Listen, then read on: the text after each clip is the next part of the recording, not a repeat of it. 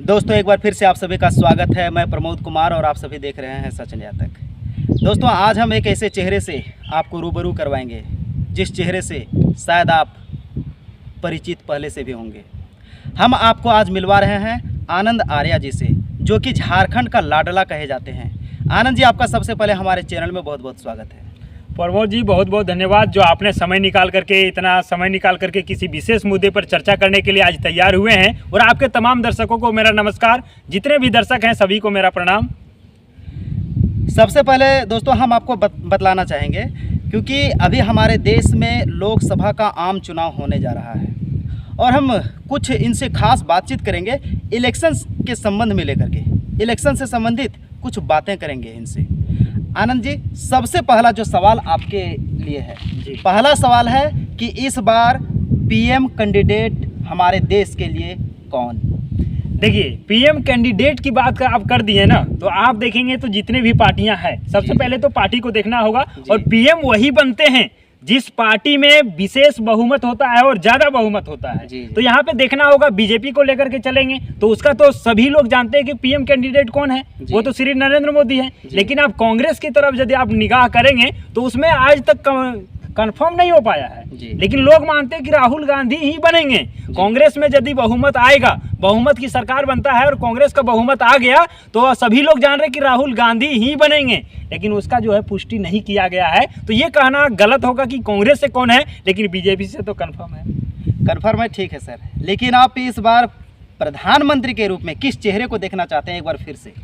देखिए, मेरी जहाँ तक बात करें आपकी, आप किसको देखना चाहते हैं तो मेरे ऊपर नहीं है, क्योंकि हम अकेले चाह करके किसी को प्रधानमंत्री नहीं बना पाएंगे। वो सारे तमाम देशवासियों का सपोर्ट होगा, प्यार होगा। वो जिसको वोट करेंगे, जिसको वोट दे करके बहुमत देंगे, वही देश के प्रधानमंत्री बनेंगे। मेरे कहने से, मेरे सपोर्ट से, मेरे चाहने से कोई प्रधानमंत्री नहीं बन सकता। सर, अभी आपने कहा कि कांग्रेस तरफ से राहुल गांधी का चेहरा माना जा रहा है, जी ठीक ना? लेकिन आप एक चीज देख रहे हैं कि हमारे देश में एक तरफ देखा जा रहा है एनडीए गठबंधन, जी, और वहीं दूसरी ओर अगर देखा जाए तो इंडिया गठबंधन को देखा जा रहा है, जी। तो आप इस चीज को अपने तरीके से कैसे आप प्रमोट कर रहे हैं, कैसे आप कह रहे हैं कि राहुल गांधी जी को इंडिया गठबंधन की तरफ से या फिर कांग्रेस की तरफ से पीएम का चेहरा माना जा रहा है?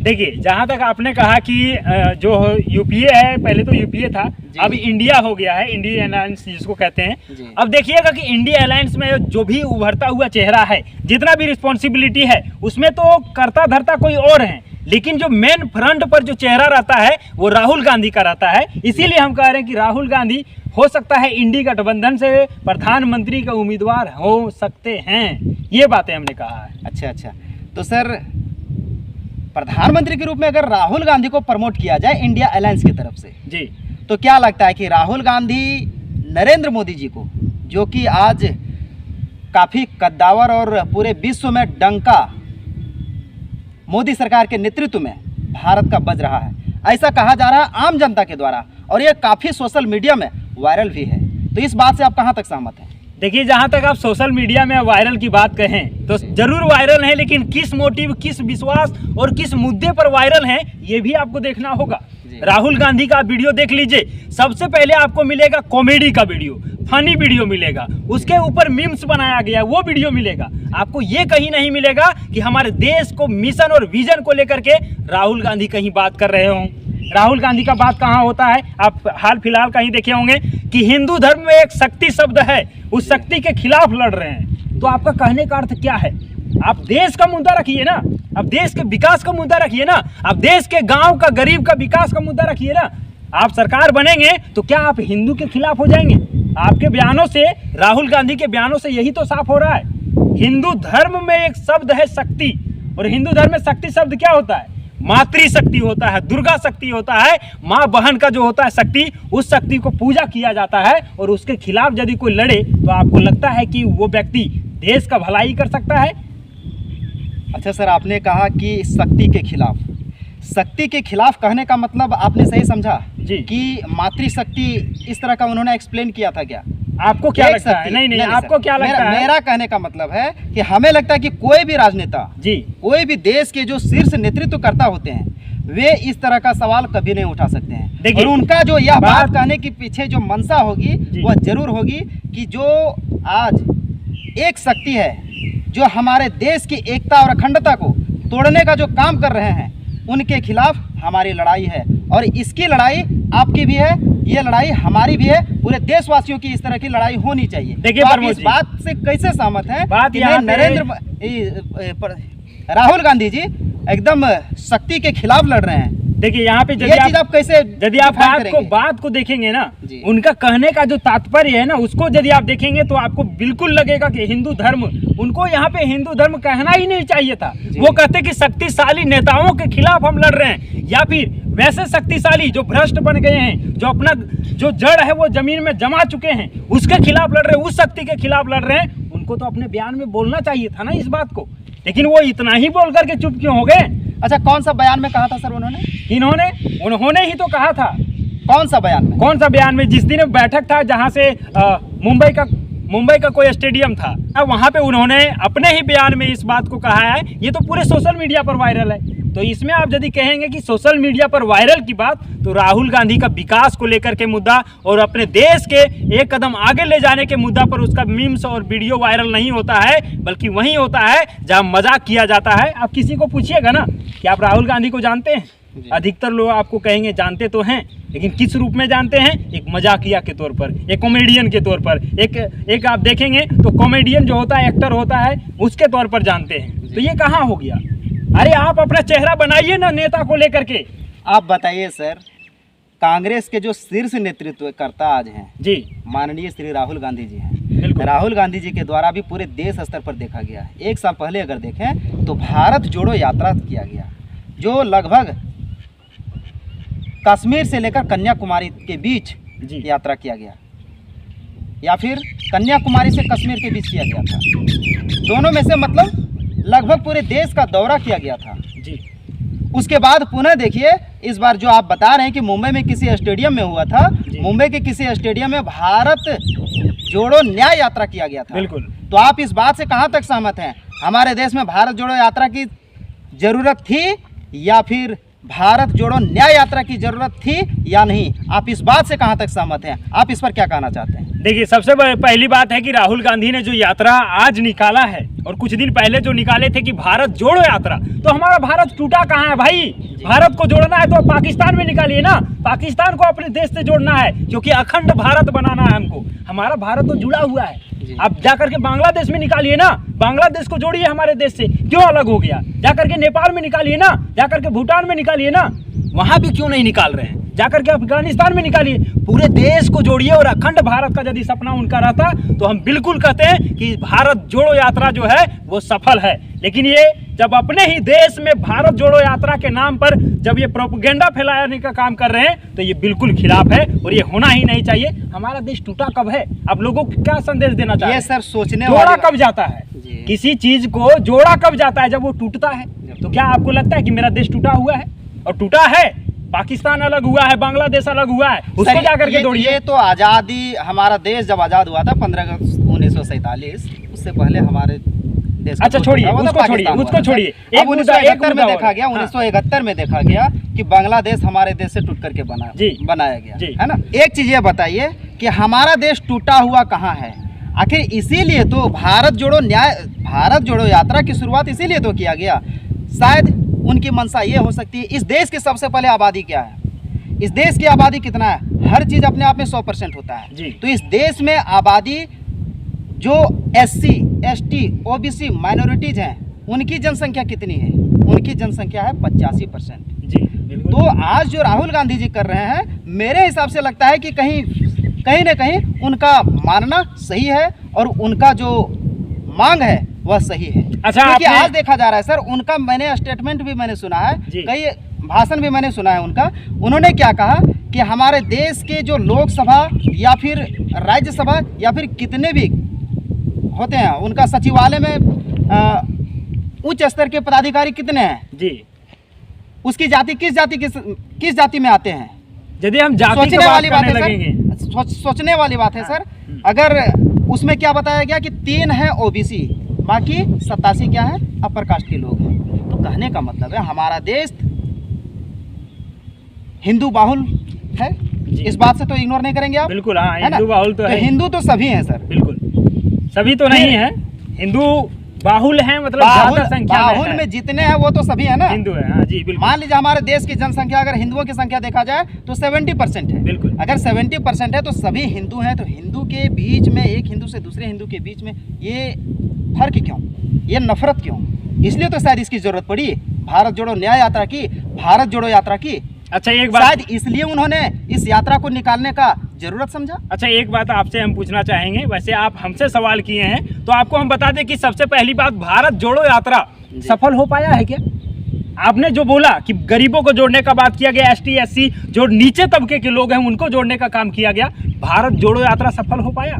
कितने लोग जुड़ पाए, कितने लोग जुड़ पाए? भीड़ तो पूरा दिख रहा था सर। भीड़ दिखाना सर, नेताओं का भीड़ दिखाने के लिए सोचना नहीं पड़ता है। आप कहीं भी जाकर के देखिएगा भीड़ तो दिखेगा, लेकिन आप बताइए ना कितने लोग जुड़ पाए? नहीं जुड़ पाए, असफल रहा। उसके बाद से निकाला गया भारत जोड़ो न्याय यात्रा। अरे भाई साहब, आपसे भारत जुड़ा ही नहीं तो आप न्याय दिलाने निकल गए, और कौन सा न्याय आप दिला दिए? किसको न्याय दिला दिए? गरीब तो गरीब ही रह गए, आदिवासी आदिवासी ही हैं, उसको तो इससे पहले आपने कहा सर कि हमारा देश सबसे पहले टूटा कहाँ है, जहाँ पर जोड़ने की जरूरत पड़ी। ये तो बात मैंने कहा कि जुड़ा कहाँ है, जहाँ न्याय की जरूरत पड़ी। दोनों बात आप ही कह रहे हैं, तो दोनों बात तो वाकई में है ना। किसको आप न्याय दिला रहे हैं? और दिलाने यदि निकले हैं तो कितने लोग को दिलाएं, ये आप पूछ लीजिएगा राहुल गांधी से। यदि वो बता दिए कि इतने सारे लोगों को हमने न्याय दिला दिया भारत जोड़ो न्याय यात्रा से, तो हम मान लेंगे। कितने लोग को दिला पाए? जानते हैं, इंदिरा गांधी जब सरकार थी उन्होंने कही थी कि गरीबी हटाओ। कितने गरीबी हटे साहब, कितने गरीबी हटे बताइए?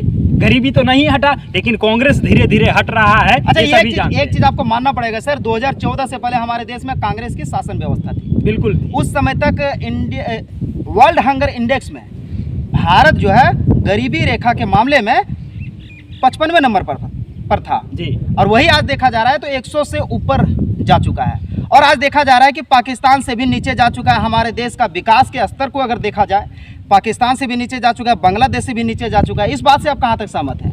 देखिए, जहाँ तक आप गरीबी सूचकांक की बात किए ना, तो आप यदि देखेंगे तो 2014 की जनसंख्या और अभी का जनसंख्या, बहुत जनसंख्या में फर्क है। फिर भी आप देखेंगे तो गरीबों के लिए बहुत सारा स्कीम है जिससे गरीबों को मदद मिल रहा है, गरीबों को उस योजना का लाभ मिल रहा है। तो कहाँ आप नहीं कहेंगे? आप चल जाइए कोई भी गांव, आपको यदि अति गरीब कोई मिला। गरीबों को कौन कौन सा लाभ मिल रहा है सर? आप 5 स्कीम का नाम बताइए। बहुत सारे स्कीम है, 5 स्कीम हम क्यों बता दें? 5 स्कीम में आप जोड़ लीजिए ना। जैसे गरीबों को सबसे पहले तो गैस चूल्हा मिला हुआ है। गरीब पहले धुएं में लकड़ी से खाना उना बनाती थी, महिलाएं परेशान थी। महिलाओं के लिए एक सबसे बड़ा काम हुआ, गैस चूल्हा पर उसको गैस मिल गया। आज रिफिल करवाने का उनके पास पैसे तक नहीं। आगे बोलिए सर। पैसे देखिए, पैसे मैटर नहीं करता है, आपको उस संसाधन से जोड़ दिया गया ना, आप कहीं ना कहीं से व्यवस्था कर ही लेंगे। आप ये बहाना है कि पैसे नहीं है, भाई उसके पास सब कुछ है, लेकिन वो सिर्फ एक क्लेम देना चाहते हैं। दूसरा मुद्दा बताइए सर, दूसरा स्कीम बताइए। दूसरा स्कीम ये है कि गरीबों के पास आवास नहीं था, टूटे हुए झोपड़ी में रहते थे, किसी भी तरह से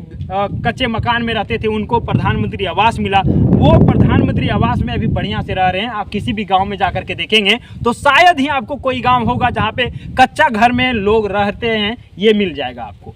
हर एक लगभग लोग को जो है बताएंगे सर। तीसरा स्कीम जो है गरीबों के लिए, जन धन योजना के तहत सभी का खाता खोला गया। अब आप कहेंगे कि खाते में 15 लाख रुपया तो भेजने का बात किए थे। हम मोदी का सपोर्टर नहीं है, ना ही मोदी के पार्टी बीजेपी से हमारा कोई लेन देन है, कोई मतलब नहीं। लेकिन जो हकीकत है वो हम बता रहे हैं, जन धन अकाउंट खोला गया गरीबों का सबसे पहले। क्योंकि देखिए, आप बक्सा लेंगे ना तो बक्सा में कुछ रखने का सोचेंगे, लेकिन आपके पास बक्सा ही नहीं होगा तो आप क्या रखने का सोचेंगे? तो सबसे पहले खाता खोला गया ताकि आप जो इधर उधर फिजूल खर्ची करते थे वो बचा स्कीम हो गया, उज्ज्वला योजना हो गया, और एक और क्या बताया आपने?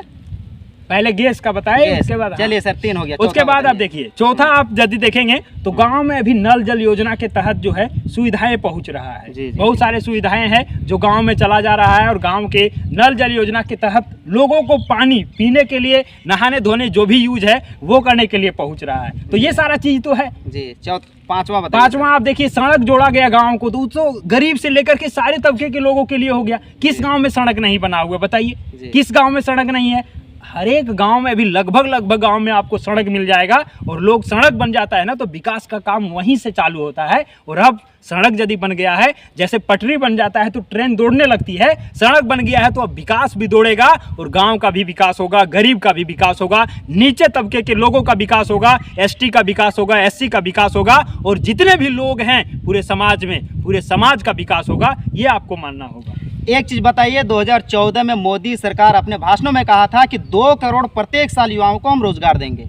रोजगार के विषय पर आप देखेंगे तो रोजगार पर विषय पर बीजेपी पार्टी जो है बिल्कुल विफल है, क्योंकि आप देखेंगे जितना भी कहा गया था वैसे कह देना नहीं होता है। देखिए, यदि आप लोकसभा में आप देखेंगे 543 मेंबर हैं, उसमें से जितना भी बीजेपी का है, सभी लोग यदि चाह लेता कि अपने लोकसभा क्षेत्र में कुछ हम रोजगार देने का काम करेंगे तो ये 2 करोड़ का जो आंकड़ा है वो छू लेता।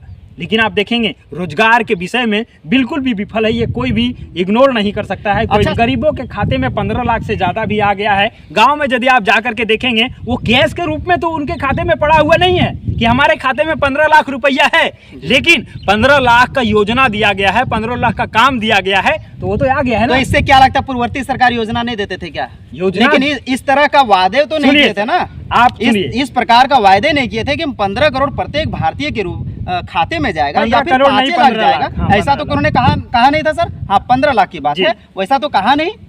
योजना तो हर सरकार लाती है ना सर, योजनाएं हर सरकार लाती है, लेकिन उसका इम्प्लीमेंट कितना हो पाता है ये मायने रखता है। आप भी जानते होंगे कांग्रेस की जब सरकार थी तो कांग्रेस के ही एक गद्दावर नेता ने कहा था, क्या कहा था कि हम 1 रुपया यहाँ से भेजते हैं तो 5 पैसा, 10 पैसा, 15 पैसा गरीबों के पास पहुंचता है। लेकिन आज देखिए, जब डिजिटल इंडिया बना है उस समय से यदि वहां से 1 रुपया भेजा जाता है तो 1 रुपया गरीबों के खाते में पहुंचता है। ये तो आपको भी मानना होगा। ये सच्चाई कहा सर, और ये कहा था किन्होंने? राजीव गांधी ने कहा। राजीव गांधी ने कहा था, हकीकत बात सच्चाई कहा था, सच्चाई। लेकिन अभी झूठ नहीं बोलते हैं ना सर। आज तो मुझे लग रहा है कि अभी जो केंद्रीय, जो हमारे देश के प्रधानमंत्री हैं, यशस्वी प्रधानमंत्री कहे जाते हैं, अगर देश के प्रधानमंत्री सर, जो देश के मुखिया होते हैं, अगर वे कहीं ये बोलने लगे और झूठ पर झूठ अगर बोले तो इस बात से आम जनता पर, इस पर कहाँ तक प्रभाव पड़ेगा सर? झूठ एक अलग होता है और वादा एक अलग होता है। यहाँ पे झूठ नहीं कहा जा सकता है। वादा आप कह लीजिए कि वादा किया था, जिनको निभाए या ना निभाए वो अलग की बात है,